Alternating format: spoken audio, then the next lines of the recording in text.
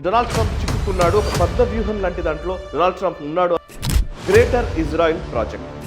Israel ప్రస్తుతం ఉన్న భూభాగం కాదు, బైబిల్ ఆధారంగా యూదులకు సంబంధించినటువంటి మొదటి వ్యక్తి అయినటువంటి అబ్రహాంకి దేవుడు కనిపించి అబ్రహాం ఏలడానికి కావలసినటువంటి భూభాగాన్ని నిర్దేశించాడు. ఆ భూభాగం అంతా కూడా ఇజ్రాయెల్ కింద ఉండాలి.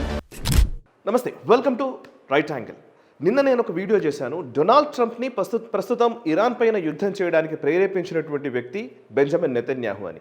నెతన్యాహు ట్రాప్లో డొనాల్డ్ ట్రంప్ చిక్కుకున్నాడు. ఒక పద్మ వ్యూహం లాంటి దాంట్లో డొనాల్డ్ ట్రంప్ ఉన్నాడు అనే విషయానికి సంబంధించి కొన్ని క్రొనాలజీ ఆఫ్ ఈవెంట్స్ని నేను మీకు ముందు ఉంచే ప్రయత్నం చేశాను. అందులో ఒక కీలకమైన అంశాన్ని కూడా నేను ప్రస్తావించాను. అదేంటంటే బెంజమిన్ నెతన్యాహు ఆయన జీవిత కాలంలో ఆయన లెగసీని ఏర్పరచడానికి కావాల్సినటువంటి ఆయనకున్నటువంటి ఒక ఆబ్జెక్టివ్ ఏంటంటే గ్రేటర్ ఇజ్రాయెల్ ప్రాజెక్ట్. ఇజ్రాయెల్ ప్రస్తుతం ఉన్న భూభాగం కాదు, బైబిల్ ఆధారంగా అంటే యూదులకు సంబంధించినటువంటి మొదటి వ్యక్తి అయినటువంటి అబ్రహాంకి దేవుడు కనిపించి అబ్రహాం ఏలడానికి కావలసినటువంటి భూభాగాన్ని నిర్దేశించాడు. ఆ భూభాగం అంతా కూడా ఇజ్రాయెల్ కింద ఉండాలి అని దేవుడు చెప్పినట్టుగా ఒక బుక్ ఆఫ్ జెనసిస్లో రాసి ఉంటుంది. సో ఆ అంశాన్ని ఆధారంగా చేసుకొని బిబ్లికల్ రెఫరెన్సెస్ని ఆధారంగా చేసుకొని ఇప్పుడు యూదులకు ఏర్పరిచినటువంటి ప్రత్యేక దేశంగా ఉన్నటువంటి ఈ ఇజ్రాయెల్ని గ్రేటర్ ఇజ్రాయెల్గా మార్చాలని ఆయన ఒక సంకల్పాన్ని పెట్టుకొని ఆ ఆబ్జెక్టివ్తోనే పనిచేస్తున్నట్టుగా అనేక మంది విశ్లేషణలు చేస్తున్నారు ఈ గ్రేటర్ ఇజ్రాయెల్ ప్రాజెక్ట్కి సంబంధించి. అసలు ఏంటి గ్రేటర్ ఇజ్రాయెల్ ప్రాజెక్ట్? అండ్ నిజానికి బెంజమిన్ నెతన్యాహు ప్రస్తుతం ఇజ్రాయెల్ కంట్రోల్లో ఉన్న భూభాగాలు ఎంత? 1948లో ఏర్పడిన నాటి నుంచి ఇప్పటి వరకు అసలు గాజా స్ట్రిప్ అని, వెస్ట్ బ్యాంక్ అని, గోలాన్ హైట్స్ అని ఇట్లా అనేక ప్రాంతాల్లో ఎప్పుడూ కూడా మనము తరచూ పత్రికల్లో లేదా వార్తా మాధ్యమాల్లో మనం వింటూ ఉంటాం. అసలు ఎక్కడున్నాయి, ఏంటి ఆ పరిస్థితి తెలుసుకునే ప్రయత్నం చేద్దాం. చాలా సింపుల్గా, ఈజీగా అందరికీ అర్థమయ్యే విధంగా నేను మ్యాప్స్లో ఎక్స్ప్లెయిన్ చేస్తాను. మీరు చూస్తే ఇది అసలు ఇజ్రాయెల్కి సంబంధించినటువంటి మ్యాప్. మధ్యధరా సముద్రం ఇది బ్లూ కలర్లో ఉన్నది. మీరు చూస్తే ఇది మెడిటరేనియన్ సీ అంటారు, ఇది మధ్యధరా సముద్రము. ఇటు ఈస్ట్లో ఉన్నటువంటి భూభాగం ఇది. సో ఇజ్రాయెల్ భూభాగం ఇలా ఉంది ఇప్పుడు ప్రస్తుతం చెప్పాలంటే. ఇది ఇజ్రాయెల్ భూభాగం. ఇక్కడ హైఫా ఇక్కడ ఉంటుంది అండ్ టెల్ అవీవ్ ఇక్కడ ఉంటుంది. సో ఇందులో మేజర్గా మనకు కనబడుతున్న దాంట్లో మీరు ఇక్కడ రెడ్ మార్క్ చేసినటువంటి భూభాగం ఇది చూడొచ్చు. ఇది వెస్ట్ బ్యాంక్ అంటారు, ఇది వెస్ట్ బ్యాంక్. ఓకే, ఇక్కడ చిన్నగా ఉన్నటువంటి ఒక భూభాగం ఇది గాజా. ఓకే, ఇది గాజా, అది వెస్ట్ బ్యాంక్. జెరూసలేం ఎక్కడుంది అని అంటే కనుక ఇక్కడ ఉన్న పార్ట్ జెరూసలేం. మీరు చూస్తే ఇది జెరూసలేం. సో వెస్ట్ బ్యాంక్కి ఆనుకుని ఉన్నటువంటి ఒక భూభాగం జెరూసలేం. ఇక్కడ గాజా స్ట్రిప్ ఉంటుంది, ఇది వెస్ట్ బ్యాంక్. నిజానికి ఇవన్నీ కూడా గతంలో ఉన్నవా అంటే కనుక గతంలో ఇజ్రాయెల్ కంట్రోల్లో లేవు ఇవి. 1948లో యునైటెడ్ నేషన్స్ ఈ ఇజ్రాయెల్ని ఏర్పరిచిన నాడు ఉన్నటువంటి మ్యాప్ చూస్తే మీరు గ్రాఫిక్స్లో చూడవచ్చు. ఆ మ్యాప్ ప్రకారం చూస్తే కేవలం ఈ భూభాగం ఇదంతా కూడా ఈ పైన ఉన్నటువంటి భూభాగం లెబనాన్ కంట్రోల్లో ఉంది. అండ్ ఈ గాజా స్ట్రిప్స్తో సహా ఈ భూభాగం అంతా అరబ్ నేషన్స్ కంట్రోల్లోనే ఉంది. అండ్ వెస్ట్ బ్యాంక్ని ఈ చుట్టూ ఉన్న భూభాగం అంతా కూడా అరబ్ నేషన్కే ఇచ్చారు. అండ్ మధ్యలో ఉన్నటువంటి జెరూసలేం ఒక నగరాన్ని మాత్రం ఇంటర్నేషనల్ సిటీ అని చెప్పారు. 1948లో ఇది జరిగింది. 48లో ఇజ్రాయెల్ ఏర్పడిన వెంటనే ఇజ్రాయెల్ పైన 6 దేశాలు దండెత్తాయి. 6 దేశాలు ఏంటి అని అంటే కనుక ఈ చుట్టుపక్కల ఉన్న దేశాలన్నీ దండెత్తాయి. ఇక్కడ పైన ఉన్నటువంటి లెబనాన్, జార్డాన్, ఇటు సిరియా, ఇటు సౌదీ అరేబియా, ఇటు కింద ఉన్నటువంటి ఈజిప్ట్, ఈ దేశాలన్నీ కూడా ఒక్కసారిగా దాడి చేయడంతో ఇజ్రాయెల్ ఏం చేసిందంటే వాళ్ళకు నిజానికి కొంత భూభాగం ఇచ్చారు, కొంత అరబ్ నేషన్స్గా పెట్టారు. అండ్ మధ్యలో అంటే ఉన్నటువంటి జెరూసలేం చుట్టుపక్కల ఉన్నటువంటి భూభాగం అంతా కూడా అరబ్ నేషన్గానే చెప్పారు. అండ్ గాజా స్ట్రిప్ని కూడా అరబ్ నేషన్గానే ప్రకటించారు. సో ఇట్లాంటి టైంలో 1948లో దాడి చేయడంతో ఫస్ట్ ఏం చేశారంటే గాజా స్ట్రిప్ అనేదాన్ని, ఈ గాజా స్ట్రిప్ని ఈజిప్ట్ ఆక్యుపై చేసుకుంది. అండ్ వెస్ట్ బ్యాంక్ని జార్డాన్ ఆక్యుపై చేసుకుంది. జెరూసలేం కూడా వాళ్ళ కంట్రోల్లోనే ఉంది. 1948లో మ్యాప్ అది. సో 1948 తర్వాత 6 దేశాలు దాడి చేసేసరికి మిగతా చుట్టుపక్కల ఉన్న భూభాగాలు అవన్నీ కూడా ఇజ్రాయెల్ రిటైన్ చేసుకుంది. సో ఈ బార్డర్స్ని అప్పుడే వాళ్ళు డిఫైన్ చేసుకొని వాళ్ళు కంట్రోల్లోకి తీసుకున్నారు. ఫస్ట్ సెటిల్ డౌన్ అయ్యారు, బట్ 6 దేశాలని ఓడించారు. ఆ తర్వాత కాలంలో 1956 ఆ ప్రాంతంలోకి వచ్చేసరికి ఇక్కడ ఉన్నటువంటి భూభాగం ఇది 56 ప్రాంతంలోకి వచ్చేసరికి ఇక్కడ ఈజిప్ట్ ఉంటుంది. ఈజిప్ట్ దేశం ఇక్కడ ఉంటుంది. ఈజిప్ట్ దేశం ఏంటంటే ఈ సూయిజ్ కెనాల్ అంటారు. ఇది చాలా చిన్న స్ట్రెచ్. ఈ సూయిజ్ కెనాల్ నుంచే ఇప్పుడు యూరప్ దేశాల నుంచి మన ఇండియన్ ఓషన్లోకి నావల రాకపోకలు సాగుతూ ఉంటాయి. ఇది రెడ్ సీ అంటారు. ఇక్కడ ఉంది రెడ్ సీ. ఈ రెడ్ సీలోకి గల్ఫ్ ఆఫ్ సూయిజ్ అంటారు, ఇక్కడ నుంచే అరేబియన్ ఓషన్లోకి మన షిప్స్ అన్నీ కూడా ట్రేడ్ అంతా కూడా జరుగుతూ ఉంటుంది.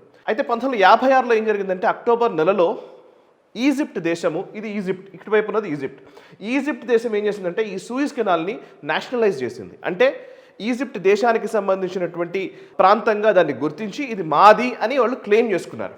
క్లెయిమ్ చేసుకోవడంతో అటు బ్రిటన్, ఇటు ఫ్రాన్స్, ఇజ్రాయెల్ కలిసి ఈ సూయిజ్ క్రైసిస్ నేపథ్యంలో ఈజిప్ట్ మీద దాడి చేయడం జరిగింది. దాడి చేసి ఏం చేశారంటే ఈ పూర్తిగా దీన్ని ఏమంటారంటే సినాయ్ పెనిన్సులా అంటారు దీన్ని.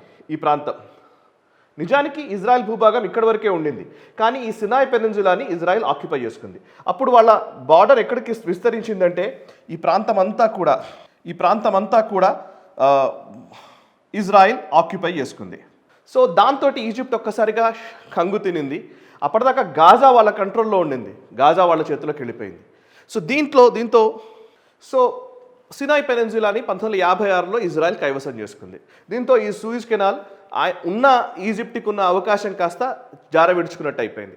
1967కి వచ్చేసరికి అక్కడికి వాళ్ళు ఆగలేదు. అరబ్ దేశాలన్నీ కలిసి 1967లో ఏం చేశాయంటే మళ్ళొకసారి అటాక్ చేశాయి.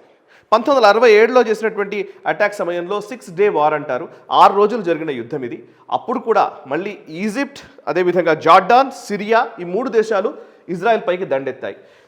జార్డాన్ ఇక్కడ ఉంటుంది, సిరియా పైకి ఉంటుంది, ఈజిప్ట్ కిందకు ఉంటుంది. సో ఈ 3 దేశాలు కలిసి ఇజ్రాయెల్ మీద అటాక్ చేశాయి. ఇజ్రాయెల్ మీద అటాక్ చేసిన సందర్భంలో ఇజ్రాయెల్ ఏం చేసిందంటే ఆ 3 దేశాలని ఓడించి పూర్తిగా అప్పుడు వాళ్ళ కంట్రోల్ మొత్తం, అప్పటిదాకా వెస్ట్ బ్యాంక్ జార్డాన్ కంట్రోల్లో ఉండింది. గాజా అంతకుముందు అంటే 56 కంటే ముందు వరకు కూడా ఈజిప్ట్ కంట్రోల్లో ఉంది. సో గాజా స్ట్రిప్ని అదేవిధంగా వెస్ట్ బ్యాంక్ని మొత్తం వాళ్ళే కైవసం చేసుకున్నారు. అంతేకాదు ఇక్కడ గోలాన్ హైట్స్ అంటారు, ఇది గోలాన్ హైట్స్, ఇది సిరియాకి సంబంధించిన భూభాగం. ఈ గోలాన్ హైట్స్ని కూడా కైవసం చేసుకుంది ఇజ్రాయిల్. సో 1948 యుద్ధంలో కొంతమేర విస్తరించుకున్నారు.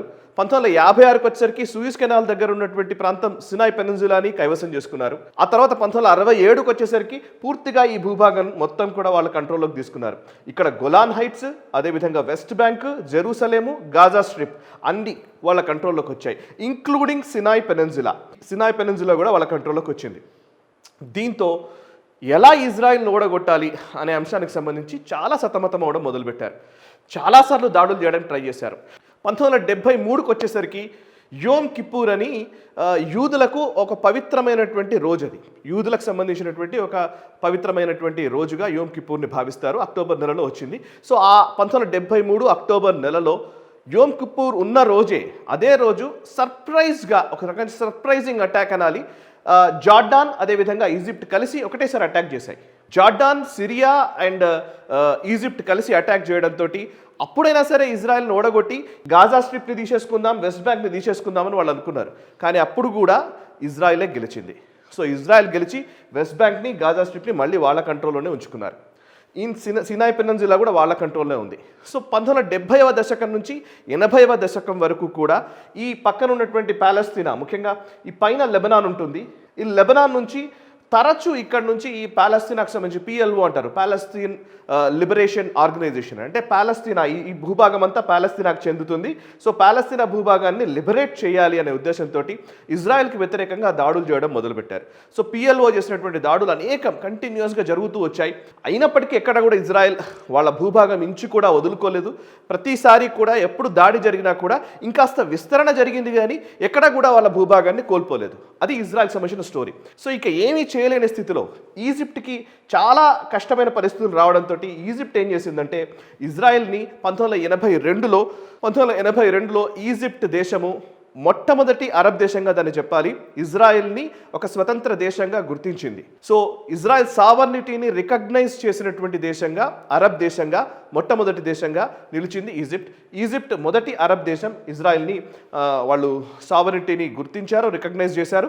దీంతో ఈ సినాయ్ పెనిన్సులా ఈ ప్రాంతం అంతా కూడా మళ్ళీ ఈజిప్ట్కి ఇచ్చేసింది ఇజ్రాయెల్. ఈజిప్ట్కి ఇచ్చేసి గాజా స్ట్రిప్ని మాత్రం వాళ్ళ కంట్రోల్లోనే పెట్టుకున్నారు. సో ఇప్పుడున్న బౌండరీస్ ఎక్కడి వరకు ఉన్నాయి అని అంటే కనుక ఈ బౌండరీస్ మొత్తం కూడా ఇప్పుడు ఇజ్రాయెల్ కంట్రోల్లోనే ఉన్నాయి. So Gaza strip as well as west bank. సరే, ఇక్కడ వరకు అయిపోయింది. ఆ తర్వాత అనేక సార్లు దాడులు చేస్తూనే ఉన్నారు, అనేక సార్లు కంటిన్యూస్గా ఏదో ఒక ఇన్సర్జెన్సీ జరుగుతూనే ఉంది. ప్రతిసారి కూడా ఎక్కడా కూడా చిన్న అవకాశాన్ని కూడా వదలకుండా ఇజ్రాయెల్ పోరాడుతూనే ఉంది అండ్ వాళ్ళ టెరిటరీస్ని కాపాడుకుంటూనే వస్తుంది. మొన్న మధ్య 2024లో సిరియా అధినేత బషర్ అల్ అసాద్ అనే వ్యక్తి, బషర్ అల్ అసాద్ తనని అక్కడ నుంచి ప్రజలు గద్దె దించేయడం జరిగింది. బషర్ అల్ అసాద్ ఇప్పుడు రష్యాకి వెళ్ళి తలదాచుకుంటున్నాడు. ఆ చిన్న అవకాశం దొరికింది అక్కడ. నిజంగా బషర్ అల్ అసాద్ పోయిన వెంటనే, ఇది గొలాన్ హైట్స్ అంటారు వీటిని, ఇది సిరియా కంట్రోల్లో గతంలో ఉండేది. 1967లో ఇజ్రాయెల్ తీసేసుకున్న తర్వాత డమాస్కస్ సిరియా రాజధాని. డమాస్కస్కి ఆనుకుని ఉన్నటువంటి భూభాగాలు, ఇక్కడున్న భూభాగాల్ని కూడా 2024లో బషర్ అల్ అసాద్ పోయిన వెంటనే ఈ భూభాగాల్ని కూడా ఇజ్రాయెల్ క్యాప్చర్ చేసింది. సో అవన్నీ హైట్స్ కాబట్టి వాళ్ళకు నిజంగా స్ట్రాటజిక్ పాయింట్స్ కాబట్టి ఎక్కడెక్కడ స్ట్రాటజిక్ పాయింట్స్ ఉన్నాయో అవన్నీ కూడా మొత్తం తీసుకోవడం మొదలుపెట్టింది. అండ్ తర్వాత 1994లో జార్డాన్ దేశం కూడా ఇజ్రాయెల్ని అధికారికంగా గుర్తించింది. సో ఇప్పుడు అరబ్ దేశాల్లో అధికారికంగా ఇజ్రాయెల్ని గుర్తించినటువంటి మొదటి దేశం ఈజిప్ట్ అయితే, రెండవ దేశం జార్డాన్. సో ఈ రెండు దేశాలు మొత్తానికి ఇజ్రాయెల్తో సత్సంబంధాలు నెరపడానికి ఒప్పుకున్నాయి. సో ఇక్కడ పక్కన ఉన్నటువంటి జార్డాన్ ఇది, అండ్ కింద ఉన్నటువంటి ఈజిప్ట్, ఈ రెండు దేశాలు. బట్ సిరియా విషయానికి వస్తే, సిరియాలో కూడా ఇప్పుడు ఆపరేషన్ చేసి మొన్న బషర్ అల్ అసద్ని మొత్తానికి గద్దెదించారు. అంతకుముందు సద్దాం హుసేన్ ఉండేది ఇరాక్ సంబంధించి, ఇరాక్లో సద్దాం హుసేన్ ఎలిమినేట్ చేశారు. తర్వాత సిరియాలో బషర్ అల్ అసద్ని ఎలిమినేట్ చేసి అక్కడ ఇప్పుడు జొలానీ అనే ఒక యునైటెడ్ నేషన్స్ డెసిగ్నేటెడ్ టెర్రరిస్టే, కానీ జొలానీ ఇప్పుడు అమెరికా చెప్పు చేతల్లో ఉన్నటువంటి వ్యక్తి, అమెరికా ప్లాన్ చేసినటువంటి వ్యక్తి. సో జొలానీ రాగానే ఈ గొలాన్ హైట్స్కి పైన ఉన్నటువంటి డమాస్కస్కి దగ్గరలో ఉన్నటువంటి హైట్స్ అన్నింటినీ ఇజ్రాయెల్ ఆక్యుపై చేసుకుంది. అండ్ లెబనాన్కి సంబంధించి హిజ్బుల్లాని పూర్తిగా కంట్రోల్ చేస్తోంది. హిజ్బుల్లా ఇప్పుడు ఈరోజు ఇరాన్ పైన దాడి చేస్తున్న సమయంలో ఇప్పుడు లెబనాన్లో boots on the ground Israel సైన్యం అక్కడికి వెళ్ళింది. సో ఇజ్రాయెల్ సైన్యం ఇప్పుడు లెబనాన్ని కూడా క్లియర్ చేసే పని చేస్తుంది. ఇదంతా ఎందుకు చెప్పాను అని అంటే కనుక, గ్రేటర్ ఇజ్రాయెల్ ప్రాజెక్ట్ గురించి అని చెప్పాను కదా. అసలు ఈ గ్రేటర్ ఇజ్రాయెల్ ప్రాజెక్ట్ ఏంటి అంటే, బుక్ ఆఫ్ జెనసిస్ ప్రకారం ఇజ్రాయెల్ మ్యాప్, నేను ఇందాక చూపించిన మ్యాప్ చాలా చిన్నదిగా ఉంది కదా. నిజానికి బుక్ ఆఫ్ జెనసిస్లో ఉన్న లెక్క ప్రకారం ఏంటంటే, వాళ్ళ మ్యాప్ ఎలా ఉంటుందంటే, యూఫ్రేట్స్ రివర్ అంటారు ఈ పర్పుల్ కలర్లో ఉన్నటువంటి రివర్, అండ్ కింద ఉన్నటువంటి నైలు నది, ఈజిప్ట్లో ఉన్నటువంటి నైలు నది, ఈ నైలు నది నుంచి ఆ పైనటువంటి యూఫ్రేట్ రివర్ వరకు ఉన్నటువంటి భూభాగము, అండ్ ఇలా కట్ చేస్తే ఈ భూభాగం అంతా కూడా ఇజ్రాయెల్ భూభాగమేనని బుక్ ఆఫ్ జెనసిస్లో రాసి ఉంది అనేది ఇజ్రాయెల్ భావన. ఈవెన్ బెంజమిన్ నెతన్యాహు డాక్ట్రైన్లో కూడా ఇదే ఉంది. ఈ భూభాగం మొత్తం ఆక్యుపై చేసుకుని గ్రేటర్ ఇజ్రాయెల్గా ఇజ్రాయెల్ని రూపాంతరం చెందాలి, ఇజ్రాయెల్ని ఏర్పరచాలనేది బెంజమిన్ నెతన్యాహు అండ్ ఇజ్రాయెల్ ప్రభుత్వపు స్టాండ్. దానికోసమే ఇప్పుడు ఈ ప్రయత్నాలన్నీ జరుగుతున్నాయి.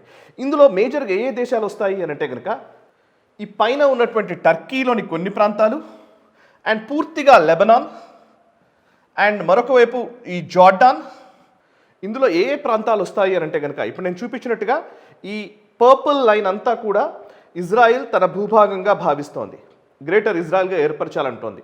సో ఈ పర్పుల్ లైన్లో పైన కొంత టర్కీకి సంబంధించినటువంటి భూభాగం ఉంది, అండ్ కిందకు వస్తే సిరియాకి సంబంధించినటువంటి భూభాగం ఉంది, అండ్ ఇటు లెబనాన్, పూర్తి లెబనాన్ ఇజ్రాయెల్ దేశంగానే వాళ్ళు పరిగణిస్తూ ఉన్నారు, అండ్ జార్డాన్, పూర్తిగా జార్డాన్ని వాళ్ళ దేశంగానే పరిగణిస్తూ ఉన్నారు, అండ్ ఇంకొక వైపు ఇరాక్కి సంబంధించిన భూభాగం ఉంది, అండ్ సౌదీ అరేబియాకి సంబంధించిన భూభాగం కూడా ఉంది. ఇది సౌదీ అరేబియా, ఇది ఇరాక్, ఇది సౌదీ అరేబియా, ఇది ఇరాక్, ఇది సిరియా, ఇటు పైన ఉన్నటువంటి టర్కీ, లెబనాన్, జార్డాన్, అండ్ కింద ఉన్నటువంటి ఈజిప్ట్లోని కొంత భూభాగం.